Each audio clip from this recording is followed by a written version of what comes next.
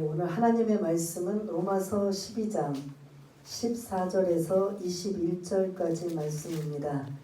신약성경 257쪽에 있는 로마서 12장 14절에서 21절까지 말씀을 다 찾으신 줄 알고 우리 다 같이 함께 읽겠습니다. 시작. 너희를 박해하는 자를 축복하라. 축복하고 저주하지 말라. 즐거워하는 자들과 함께 즐거워하고 우는 자들과 함께 울라. 서로 마음을 같이하며 높은 데 마음을 두지 말고 도리어 낮은 데 처하며 스스로 지혜 있는 채 하지 말라. 아무에게도 악을 악으로 갚지 말고 모든 사람 앞에서 선한 일을 도모하라. 할 수 있거든 너희로서는 모든 사람과 더불어 화목하라. 내 사랑하는 자들아, 너희가 친히 원수를 갚지 말고 하나님의 진노하심에 맡기라. 기록되었으되 원수 갚는 것이 내게 있으니 내게 갚으리라고 주께서 말씀하시니라. 내 원수가 줄이거든 먹이고 목마르거든 마시게 하라. 그리함으로 내가 숯불을 그 머리에 쌓아 놓으리라. 악에게 지지 말고 선으로 악을 이기라. 아멘. 오늘 이 21절 마지막에 있는 선으로 악을 이기라라는 말씀을 가지고 오늘 14절에서 21절까지의 말씀으로 함께 은혜를 나누고자 합니다. 오늘 본문에 있는 말씀은 교회 바깥의 세상 사람들과의 관계를 설명하고 있습니다. 우리가 13절까지는 교회 안에서의 우리 한 사람 한 사람들은 지체이고 그리고 그리스도의 몸이기 때문에 지체가 내 몸처럼 서로 사랑합시다 라는 그런 말씀으로 교회 안에서의 신앙생활이 13절까지라면 오늘 14절부터 21절까지는 교회 밖에 세상 사람들의 그런 사람들과의 관계를 설명하고 있습니다. 그런 관계에 좋은 상황이라면 뭐 더 말할 것도 없지요. 기록할 이유가 없는데 세상 사람들과의 관계가 우리를 왠지 모르게 박해를 하거나 핍박을 한다. 이런 상황이 올 때는 우리는 어떻게 하냐는 거죠. 요즘은 법이 잘 돼 있어서 웬만하면 증거를 들이매고 그리고 법으로 호소하는 이런 상황을 많이 볼 수 있지만 성경적으로 본다면 그렇게 하지 말고 14절 너희를 박해하는 자를 축복하라. 축복하고 저주하지 말라. 굉장히 어려운 숙제를 하나님이 우리에게 주고 계시는 걸 볼 수가 있습니다. 그냥 좋은 관계 있는 사람들에게 축복하고 또 좋은 관계를 유지하라 이렇게 했다면 굳이 이 성경책에 기록될 이유가 없겠지요. 그런데 왠지 모르게 우리를 괴롭히고 우리를 고통스럽게 하고 우리를 상처를 주고 계속 핍박과 박해 이러한 상황이 오게 될 때 우리는 어떻게 하냐는 거죠.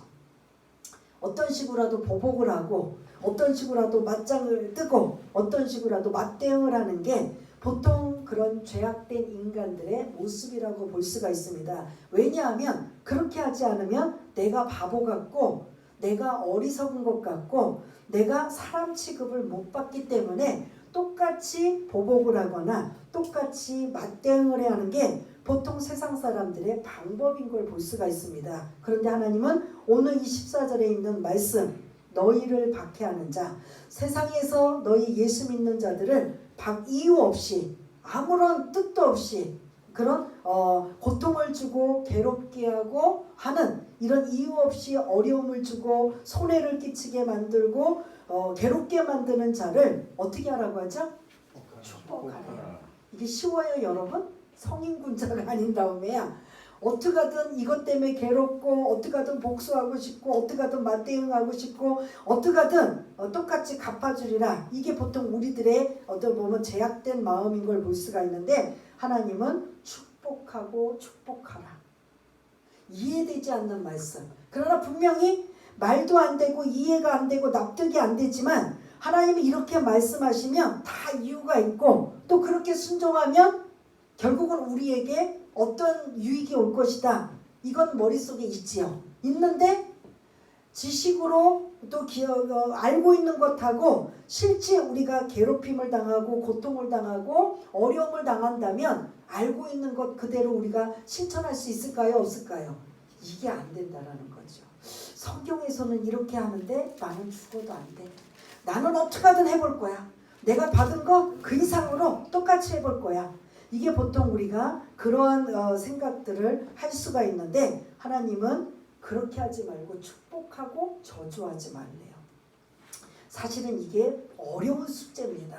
이게 보통 쉬운 일이 아니에요. 그럼에도 불구하고 이렇게 하라고 하신 거는 분명히 우리에게 복을 주시기 위해서 그리고 그런 깊은 뜻을 깨닫기 위해서 하라는 거죠. 왜냐하면 너희들도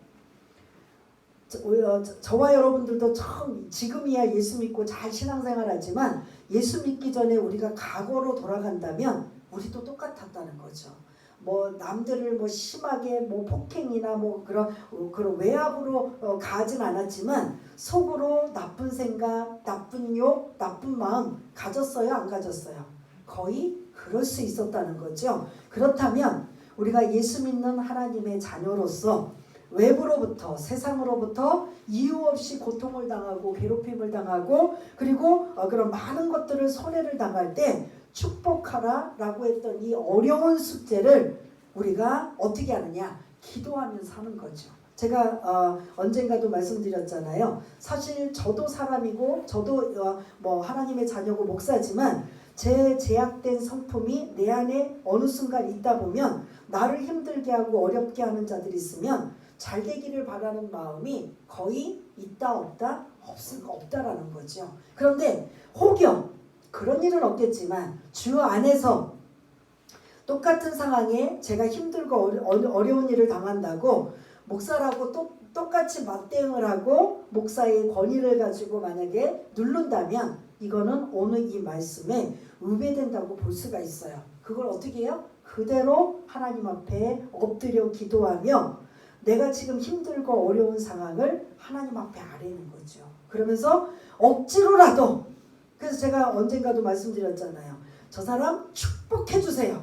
뭐 사실은 속으로는 저 사람 벌받게 해주세요. 하나님 제가 이렇게 받은 만큼 힘든 만큼 억울한 만큼 하나님 저들도 똑같이 해주세요. 이런 말은 사실은 못하고 마음만 갖고 입에서는 이 말씀이 자꾸 걸리다 보니까 하나님 저 사람 축복해 주세요 했지만 진심이 아닌 가증스러운 그런 기도를 시작을 했다는 거죠. 그러면서 눈물 콧물 쏟고 내 억울함을 하소연하고 그렇게 기도하고 기도했더니 성령께서 불쌍히 여기셔서 어떻게 됐다? 진짜 긍휼의 마음, 불쌍히 여기는 마음으로 그 가정이 그가 잘 되기를 바라는 마음이 바뀌어졌다는 거죠. 누가 하신 거예요? 제가 한 건 절대 아니에요. 누가? 내 안에 계신 성령님이 하신 거죠.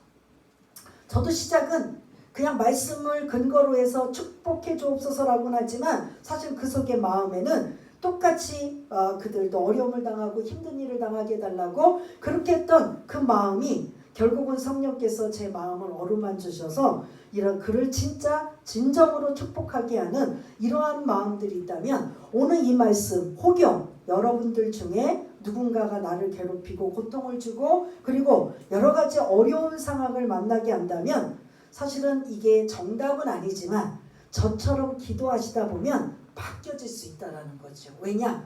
성령님께서 불쌍히 여기신 거죠. 야, 저렇게라도 마음을 바꾸려고 노력하는구나. 저렇게라도 애쓰는구나. 그러한 마음이라도 조금 보시고 성령님이 제 마음을 감동시켰던 것처럼 혹여 저와 여러분들이 어떤 세상 사람들이 저희들을 향해 박해를 하고 핍박하는 경우가 있다면 24절에 있는 말씀을 가지고 축복해 줄 수 있는 저주하지만은 않는 저와 여러분 되시기를 바라겠습니다. 그래서 그 축복을 구체적으로 어떻게 하냐? 15절, 16절, 17절 세 가지로 설명해요. 첫 번째 15절 한번 읽겠습니다. 시작. 즐거워하는 자들과 함께 즐거워하고 우는 자들과 함께 울라. 나를 핍박하고 박해하는 자들이 때로는 막 좋은 일이 생겨요. 그러면 그렇게 나를 힘들게 하고 어려운 자들이 생겼을 때 우리는 드는 생각이 뭐예요? 하나님, 저 사람 저렇게 나를 힘들게 하고 아프게 했으면은 벌을 주셔야 되는데 왜 저렇게 잘 되고 막 형통해요? 뭐 즐거울 일이 많아요? 우리는 그렇게 생각할 수 있을까요? 없을까요? 근데 그러지 말고 함께 즐거워하래요. 그리고 그 나를 괴롭히고 박해하는 자들이 어려움을 당해서 울 일이 생겼을 때 고소하다, 잘됐다, 벌받았다 라고 생각하지 말고 그 아픔을 같이 공감하면서 울어줄 수 있는 마음을 가지라는 거예요. 이거 쉬워요? 안 쉬워요? 어려워요. 그런데 하라는 거죠. 공감하라. 그들이 나를 괴롭히고 나를 고통스럽게 하고 나를 힘들게 하고 그래서 어떻게든 그런 박해하고 핍박하는 그들이 즐거워할 때 함께 즐거워하고 울 때 함께 울어주는 공감할 수 있는 자가 되어주라. 이 어려운 숙제를 저희들에게 주고 계시는 걸 볼 수가 있습니다. 두 번째 16절 한번 또 읽겠습니다. 시작. 서로 마음을 같이하며 높은 데 마음을 두지 말고 도리어 낮은 데 처하며 스스로 지혜 있는 채 하지 말라. 아멘. 결국은 겸손하라는 거예요. 조금 자기가 높은 데 있다고 교만하지 말고 낮은 데 있다고 또 다른 생각하지 말고 겸손한 마음으로 항상 빌립보서 2장에 있는 것처럼 예수의 마음을 품을 수 있는 그런 자가 되어야 된다라고 이 박해받는 자들을 향한 그런 마음의 자세를 설명하고 있습니다. 14절, 15절은 뭐하라? 한마디로 공감하라는 거예요. 그들이 아파하고 슬퍼하고 즐거워할 때 같이 공감해하면서 즐거울 때는 같이 즐거워해주고 슬퍼할 때는 슬퍼해줄 수 있는 공감하는 자세를 가져야 하라. 그리고 16절은 겸손한 마음을 잃지 말아라. 그 다음에 17절 우리 한번 또 읽겠습니다. 시작. 아무에게도 악을 악으로 갚지 말고 모든 사람 앞에서 선한 일을 도모하라. 아멘. 선한 일, 도모라는 게 억지로라도 의도적으로라도 선한 일을 하라는 소리예요. 다 어려워요. 우리에게 주신 이 말씀을 지금 거의 명령이거든요. 명령어로 축복하라, 저주하지 말라, 함께 울어라, 함께 즐거워하라, 교만하지 말아라, 겸손하라, 그리고 선한 일을 도모하라. 이게 다 해도 되고 안 해도 되는 게 아니라 반드시 너희들이 하나님의 자녀라면 이렇게 하라 라고 어려운 숙제를 우리에게 주고 계시는 걸 볼 수가 있습니다. 그냥 축복합니다가 아니라 같이 공감해주고 겸손하며 그리고 선한 일을 억지로라도 의도적으로라도 할 수 있는 이러한 자가 되어야 된다. 왜냐하면 18절 목표, 왜 이 박해하는 자를 축복하는 목표가 뭐냐? 하나님은 우리에게 무엇을 원하시는가? 18절 읽겠습니다. 시작. 할 수 있거든 너희로서는 모든 사람과 더불어 화목하라. 아멘. 교회 안에 있는 사람이든 교회 밖에 있는 사람이든 이 18절의 가장 중요한 단어 뭐죠?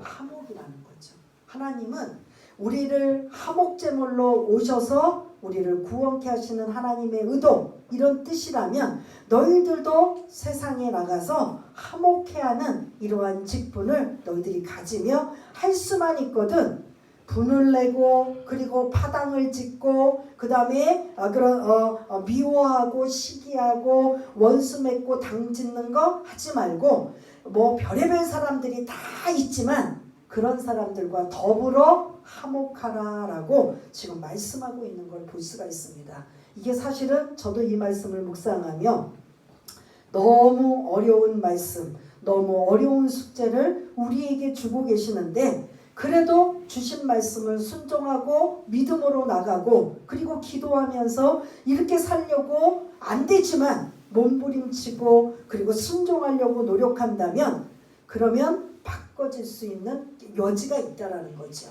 저도 처음에 시작할 때 말씀드린 것처럼 억지로 축복하였더니 어떻게 해요? 성령께서 진짜 축복하게 만들어서 그때 이제 회개하고 그 영혼들 그 가정을 진짜로 그런 축복해요. 그러면 그 유대인들의 그 가정을 보통 이게 방문하면 어떻게 하냐면 예수님도 그렇잖아요. 제자들을 파송해서 보낼 때 가장 먼저 너희들이 그 가정을 방문할 때 혹시 뭐 하라고 하는 건지 기억나세요? 가정에 들어가면 그 가정에 복을 축복하라. 복을 빌어주라. 만일 그 가정에 그 복이 합당하지 않으면 그 복이 누구에게 간다? 자신에게로 돌아온다라는 거예요. 그래서 이왕이면 하나님 앞에 축복하고 그리고 억울하고 그런 정말 순종하기 힘든 일이지만 하나님 앞에 이런 마음의 자세를 가진다면 결국은 돌아오는 게 누구에게 부메랑처럼 자기에게 돌아올 수 있는 여지가 사실은 많다라는 거죠. 그래서 세상 사람들이 우리를 무시하고 얕보고 깔보고 업신여기고 사람 취급 못하고 바보 취급을 받더라도 성경적으로 살고 말씀대로 순종하려고 몸부림친다면 하나님이 그냥 우리를 내버려 두실까요? 절대 아니라는 거죠.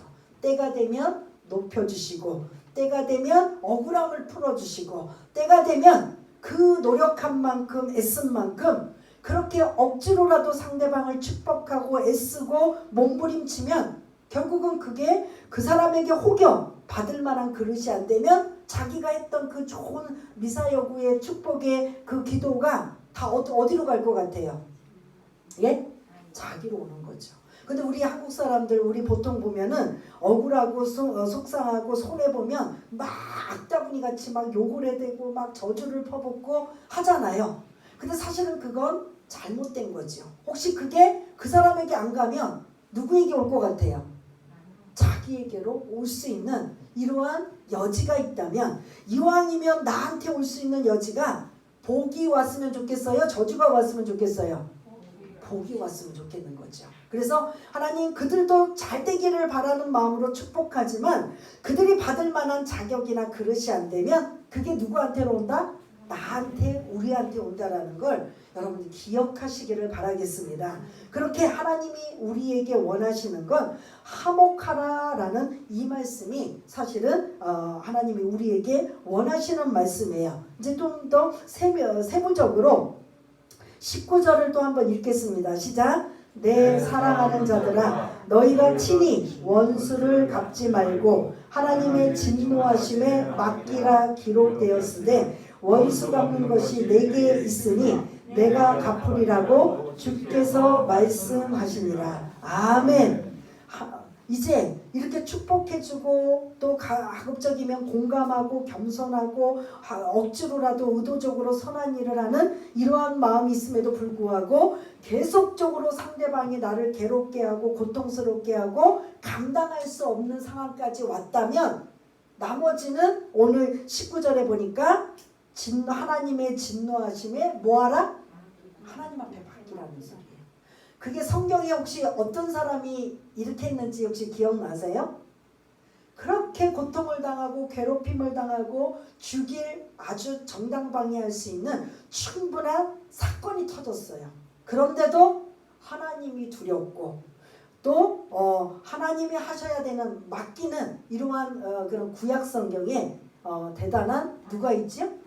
다윗을 볼 수가 있는 거죠.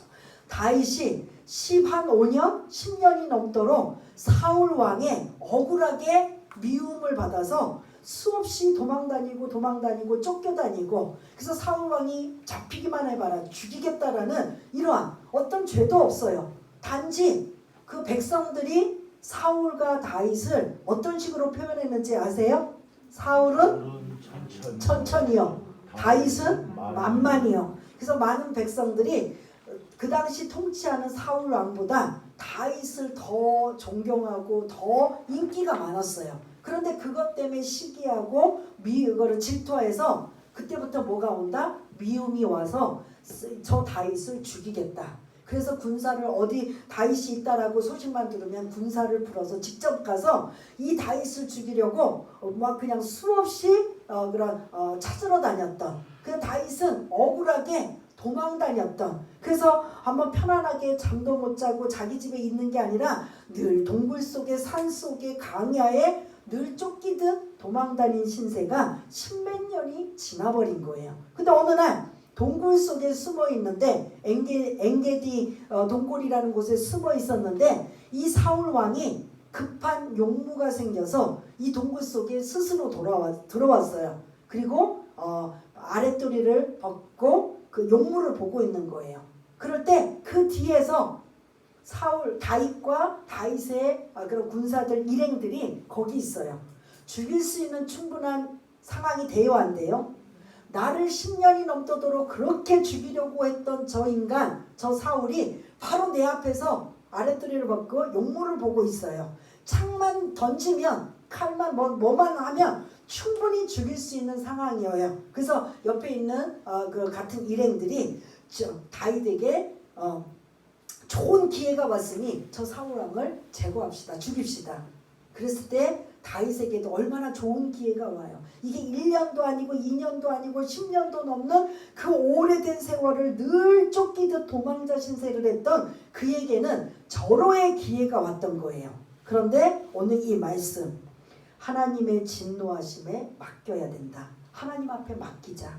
내가 스스로 나를 핍박하고 박해하는 저 사울왕을 내 손으로 죽일 것이 아니라 만일 하나님이 이 사울왕을 손을 대신다면 하나님께서 하실 것이니 하나님께 맡겨라. 그래서 저와 여러분들이 혹여 정말 이 말씀대로 축복해주고 공감해주고 겸손하게 대해주고 어떻게든 의도적으로라도 선한 일을 하고 있는 이런 상황 속에서 화목하게 하려고 하는데 상대방은 요지부동이고 변하지 않고 늘 돌처럼 단단해서 끄떡없이 우리를 괴롭히려고 한다면 그때서는 어떻게 하느냐? 하나님께 뭐하라?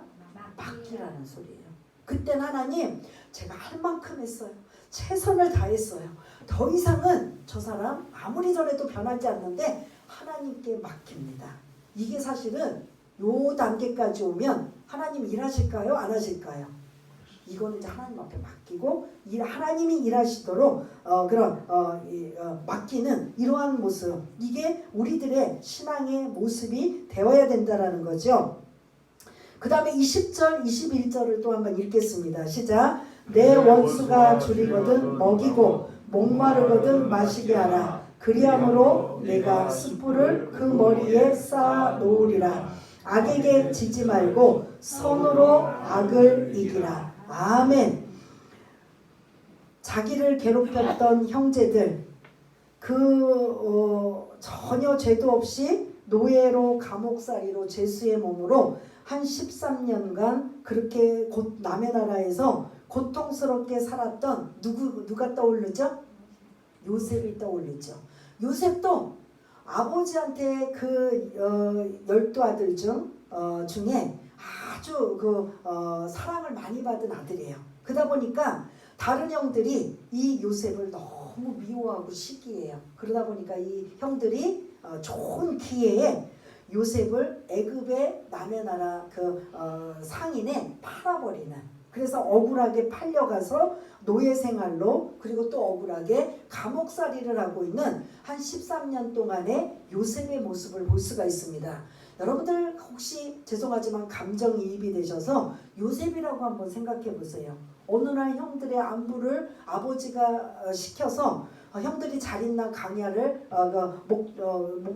양을 치러 간 그 형들의 안부를 물어보러 갔는데 그 형들이 자기를 보자마자 죽이려고 했다가 남의 나라 상인에 팔아버리는 이런 상인, 그래서 억울하게 노예 생활을 하고 감옥 생활을 하는 이런 요셉의 입장이라면 여러분 그 형들을 어떻게 생각할 것 같아요?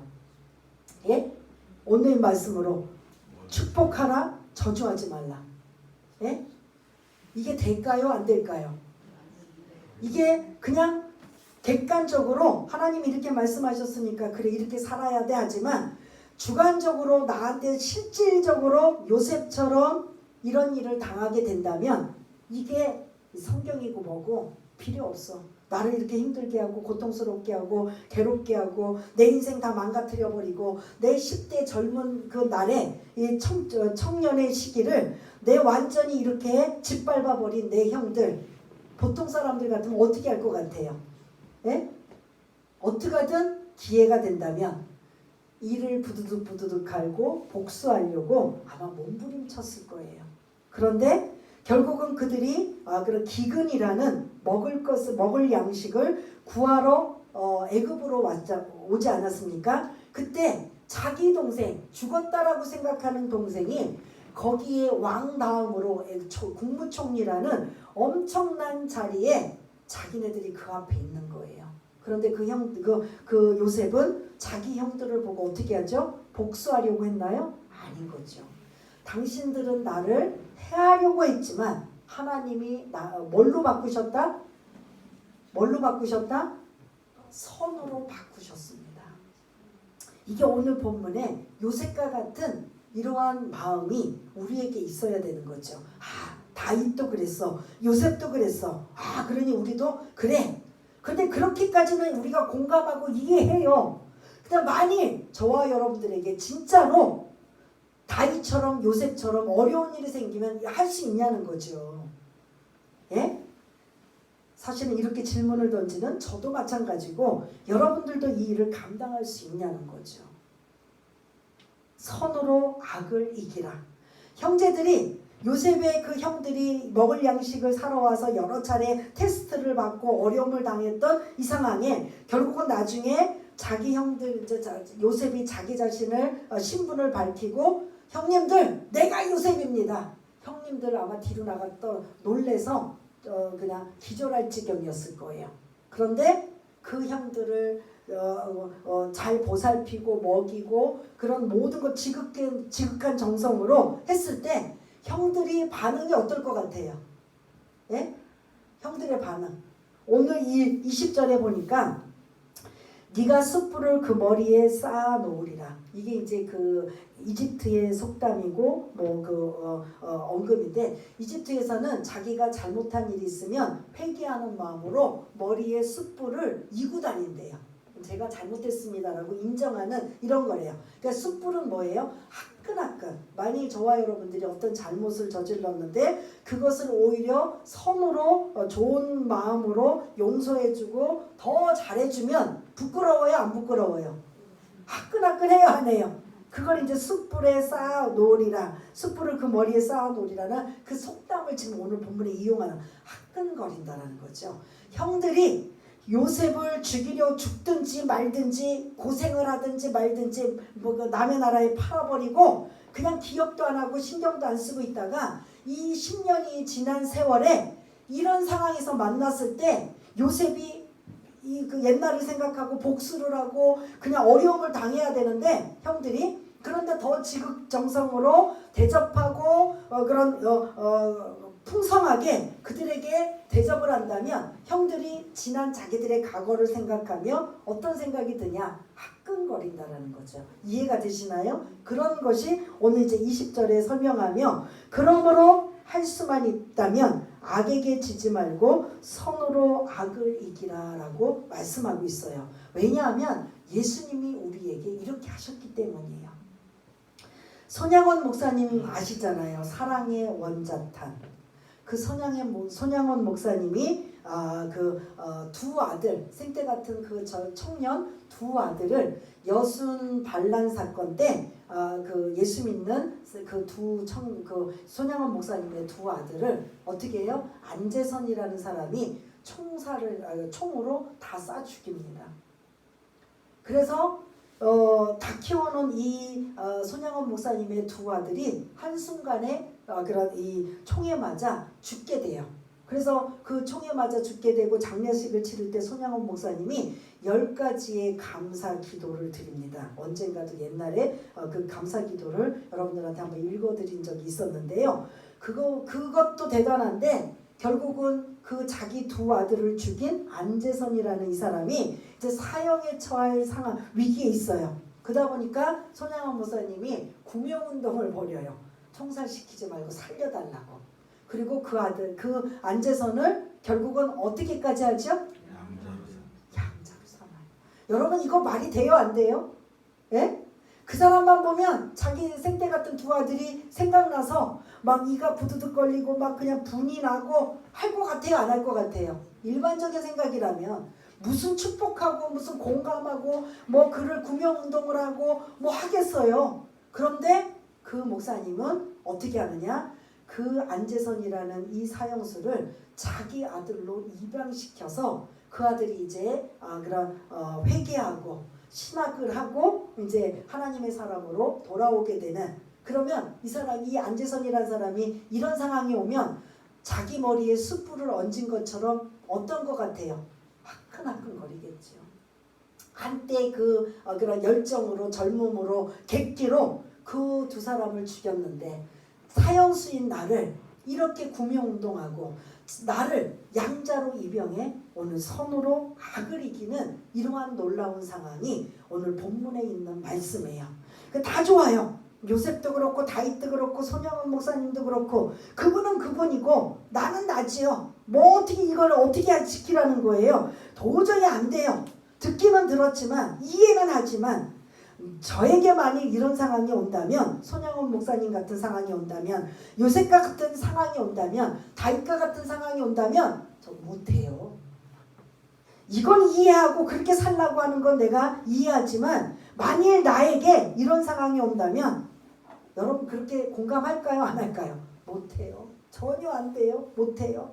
그래서 왜 용서해야 되나? 왜 원수를 사랑해야 되나? 요 한 가지만 말씀을 드리고 마치려고 합니다. 여러분 성경책 다 펴놓고 계시잖아요. 본문은 좀 이렇게 볼펜이랑 뭘로 이렇게 좀 다시 볼 수 있도록 하고요. 마태복음 6장을 한번 펴시길 바라겠습니다. 신약성경 첫 번째가 마태복음이에요. 8종. 제 성경으로. 성경 이제 여러분들 구약이 먼저고 그 신약으로 이렇게 두 권이 합쳐 있는데, 중간 부분 보면은 신약성경 마태복음 6장, 여기다 좀 기록을 해놓을까 하다가 이제 못 해드렸는데, 마태복음 6장 찾으셨나요? 예, 8쪽에 있는 옆에 혹시 못 찾으셨으면 좀 이성길 집사님 좀 찾아주시고 옆에서 좀 봐주세요. 옆에 있는 분들 찾으셨는지. 왜냐하면 같이 읽어야 되니까. 우리 또 박순희 권사님도 좀 앞에 다 확인 좀 한번 해보시고 다 찾으셨나? 예, 다 찾으시죠. 왜냐하면 이거 꼭 우리 다 같이 봐야 돼요. 누구 보는 사람 있고 안 보는 사람 있는 게 아니라. 6장 14절 15절 찾으셨나요? 6장 14절 15절 시작. 너희가 사람의 잘못을 용서하면 너희 하늘 아버지께서도 너희 잘못을 용서하시려니와, 너희가 사람의 잘못을 용서하지 아니하면 너희 아버지께서도 너희 잘못을 용서하지 아니하시리라. 아멘. 왜 용서해야 되는지 이게 14절 15절이라는 거죠. 우리는 완벽하고 남들을 아프게 안 하고 전혀 흠없고 티 없는 사람들이에요. 우리도 충분히 다른 사람들에게 실수할 수 있고 아프게 할 수 있고 상처 줄 수 있고, 그리고 죄라는 이러한 상황에 충분히 있을 수 있어요. 그런데 14절 보니까 너희가 사람의 잘못을, 너희들을 박해하고 힘들게 하고 괴롭게 하고 고통을 준 사람을 용서하면 너희 하늘 아버지께서 너희 잘못을 용서하려니와, 너희가 사람의 잘못을 용서하지 않으면 하나님도 용서하지 않겠다라는 거야. 이게 왜 뜬금없이 여기 나오냐면, 그 앞에 부분은 여러분들 눈으로 빨리 보시면 아주 중요한 무슨 내용이 나와요? 하늘에 계신 우리 아버지요. 뭐가 나오죠? 9절부터 13절까지 주기도문이 나와요. 그 주기도문 중에서 11절, 오늘 12절, 우리에게 죄 지은 자를 사하여 준 것 같이 우리 죄를 사하여 주시옵고, 요거를 14절 15절에 첨부해서 용서에 관한 말씀을 다시 한번 하시고 계셔요. 너희들이 용서받기 원한다면 한마디로 다른 사람을 뭐하라? 용서하라.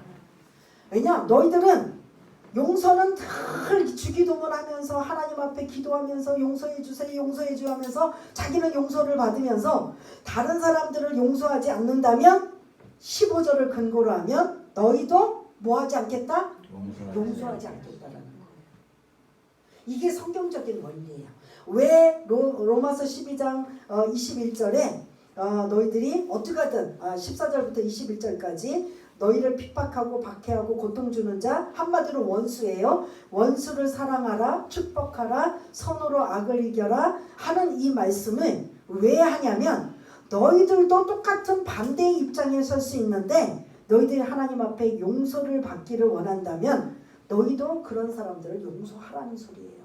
왜냐하면 너희들도 수없이 죄를 짓고 잘못하고 범죄하고 남을 아프게 하고 말 한마디라도 상처 주고 행동 하나라도 상처 주고 이러한 것들을 하나님이 만약 용서를 안 해주신다면 우리는 엄청나게 매를 맞을 사람이에요. 그런데 하나님은 항상 우리를 뭐하고 계셔요? 용서해 주고 계셔요.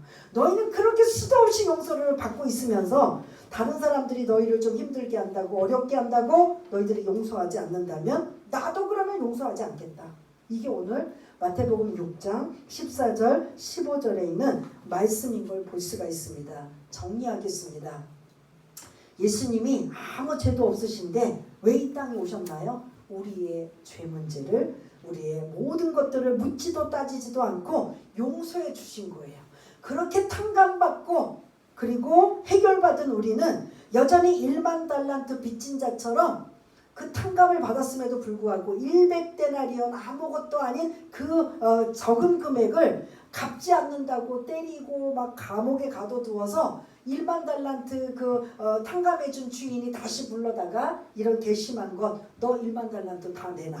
1만 달란트는 상상을 초월하는 금액인 거예요. 엄청난 금액을 탕감해 주었음에도 불구하고 너에게 불과 그 적은 돈을 갚지 않는다고 그 사람들을 용서하지 않고 괴롭혀? 그렇다면 너 1만 달란트 갚어. 어느 게 더 쉬워요 여러분? 1만 달란트 갚는 게 쉬워요? 100데나리온 말도 안 되는 적은 수의 금액을 탕감해 주는 게 쉬워요? 예? 이해되시요? 그 적은 금액에 탕감해 주지 않아서 엄청난 상상을 초월하는 엄청난 천문학적인 숫자 1만 달란트를 하나님이 내놓으라는 소리예요.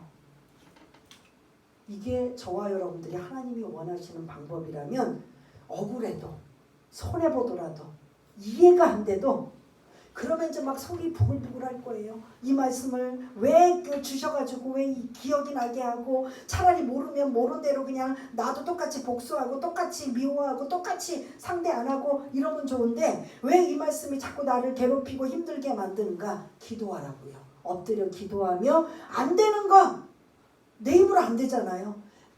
그냥 부대끼는 거 하나님 앞에 기도하며 성령님의 우리 안에 성령님이 내주하고 계시기 때문에 그 성령님의 도움으로 기도하고 도움을 요청하고 몸부림치는데 어느 순간 누가 함께 하셔요? 성령님이 함께 하셔서 용서할 수 있는 마음, 사랑할 수 있는 마음, 공감할 수 있는 마음. 그래서 오늘 이 본문 로마서 12장 14절에서 21절까지는 이게 사실은 불가능할 수 있는 상황을 하나님이 하라고 하신 건 내가 너희들을 1만 달란트 빚진 자를 탕감해 준 것처럼 너희들이 이 땅에 살아가는 동안 너희들을 조금 너희들을 좀 훼손시키고 인격을 좀 손상시키고 너희들의 여러 가지 불이익을 좀 받는다고 그것 때문에 그냥 100데나리온 그거 똑같이 보복하려고 하지 말고 내가 너희들을 어떻게 용서했는지를 기억하라. 이걸 기억하면서 힘들고 어렵지만 너희 안에 계신 성령님을 의지하고 도움을 요청해서 그렇게 힘든 것 그 마음 그대로 몸부림치고 괴로워하고 용서가 안 되는 그 마음 그대로 하나님 앞에 기도하다가 그러면 성령님께서 불쌍히 여기셔서 어떻게 한다? 진짜 사랑하는 마음, 내가 안 되지만 진짜 용서하는 마음. 왜냐하면요, 저도 경험해봤기 때문에 누구를 미워하고 원망하고 그런 괴롭히면 솔직히 자기 마음이 편해요, 안 편해요? 안 편해요. 겉으로는 보복해주고 겉으로는 어떻게든 똑같이 상대해주는 것 같지만 자기 마음이 안 편해서 살 수가 없는 거예요. 그런데 이렇게 억울함을 당하고 손해를 당하고 여러 불이익을 당했을 때 그걸 그것도 안 편하기 때문에 하나님 앞에 그대로 아뢰고 도움을 요청하고 몸부림치고 눈물 콧물 쏟으면서 기도하다 보면은 그게 진짜 사랑으로 바뀌어지는 이 성경적인 원리. 하나님은 이게 되니까 우리에게 불가능한 것도 요구하시는 거예요. 너희 힘으로 안 되고 누구 힘으로? 성령님의 도우심으로 하라는 거죠. 그러니까 막 저도 그렇게 말씀드렸잖아요. 하나님 속으로는 막 그냥 저 사람 안 되기를 바라고 혼내기를 하나님이 좀 벌 좀 줬으면 좋겠고 안 되기를 바라는 마음이면도 축복해 주세요. 축복해 주세요. 가정스럽게 제가 기도했다 그러잖아요. 그렇게 가정스럽게 이기적으로 아주 그냥 이중적으로 기도했는데 성령님께서 얼마나 불쌍하셨는지 진짜 뜨거운 눈물을, 진짜 사랑하는 마음을, 그리고 진짜 축복하는 그러한 마음으로 기도하게 하신 것. 그래서 그분이 그 마음으로 했던 것이 그 가정에 임하면 좋지만 혹여 받을 만한 그릇이나 자격이 안 되면 그게 누구한테 올까요? 나중에는요 성령께서 막 그냥 그 축복을 부어주셔서 고주할 매주할 막 그냥 있는 대로 제가 알고 있는 모든 그 신명기에 나오는 막 그냥 복이라는 복은 다 기어가 막 그냥 쏟아 부어줬어요. 그게 안 되면 저한테 돌아오는 기도하는 거고, 받을 만한 그릇이면 그 복이 그 가정에 임할 것이고. 그래서 부메랑을 잊지 마시길 바라겠습니다. 억울하든 어떤 합당한 이유가 있더라도 내가 악을 품고 저주를 행하고 욕을 하고 그런 나쁜 생각, 나쁜 마음으로 그 쏟아 부으면 결국은 그게 자칫하다가 돌아올 수도 있다라는 거예요. 그러나 선하고 또 잘 축복하고 그리고 좋은 마음은 언제든지 그게 자기에게도 선하게 부메랑으로 올 수 있다라는 거. 그래서 모든 거 화목하는 게 하나님의 그런 세상 사람이든 누구든 상관없이 화목하게 사는 걸 원하시는 거고, 그래서 결론 선으로 악을 이길 수 있는 손양원 목사님처럼 그리고 요셉처럼 그렇게 이길 수 있는 이런 방법으로 살아가는 저와 여러분 모두가 다 되시기를 바라겠습니다. 우리 한번 반주에 맞춰서 이 말씀 쉽지 않아요. 어려워요.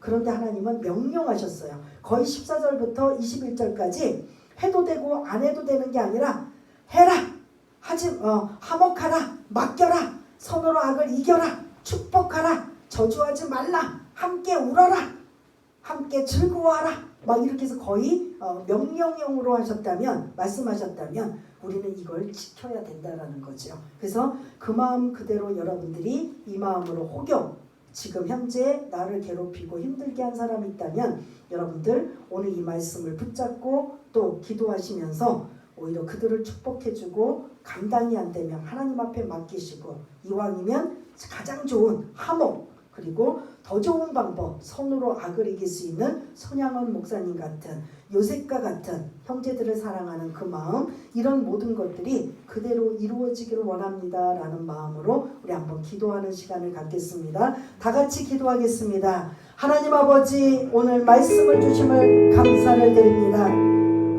하나님께서 우리에게 이 말씀, 어려운 말씀, 지키기 힘든 말씀, 순종하기 어려운 말씀을 우리에게 주셨지만 그걸 그렇게 성령님의 도우심으로 지키려고 노력하고 몸부림치고 애쓸 때 내 힘이 아닌 성령께서 능력을 부어주셔서 그렇게 하도록 도와주신다라는 걸 우리가 잊지 않게 하여 주시며, 왜 이렇게까지 원수를 용서해야 되나요? 왜냐하면 네가 그렇게 많이 받았기 때문에 하나님 앞에 무수하게 수없이 상상할 수 없을 만큼 받았기 때문에 우리 하나님 앞에 엎드리기만 하면 하나님 용서해 주세요, 하나님 용서해 주세요, 용서해 주세요. 내 잘못은 늘 하나님 앞에 용서해 달라고 하면서 다른 사람들의 잘못을 절대로 용서하지 못하는 1만 달란트 탕감받은 자가 100데나리온을 아버지 하나님 용서하지 못하는 그 어리석은 자가 우리가 되는 것이 아니라 오늘 이 말씀을 근거로 해서 말씀대로 순종하기 원합니다. 말씀대로 살기 원합니다. 그래서 그 말씀이 아버지 하나님 축복이 다시 우리에게도 돌아오기 원합니다. 하나님의 성경적인 방법 그대로 지키며 준행하며 살기 원하오니 성령님 도와주시옵소서.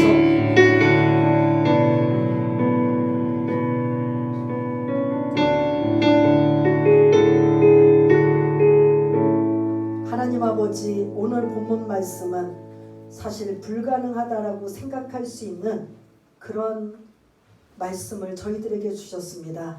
그러나 불가능하고 안 된다라고 차단할 것이 아니라 그렇게 하려고 몸부림치고 화목하려고 축복하려고 저주하지 않고 공감하려고 선한 일을 도모하려고 애를 쓰고 몸부림칠 때 하나님께서 불쌍히 여기시고 긍휼을 베풀어 주셔서 진짜 사랑하게 하시고 진짜 축복하게 하시고 진짜 선으로 악을 이길 수 있는 그러한 손양원 목사님처럼 요셉처럼 그 외 많은 믿음의 선진처럼 살게 하는 그 주인공 우리들이 될 수 있도록 주님 도와주시옵소서.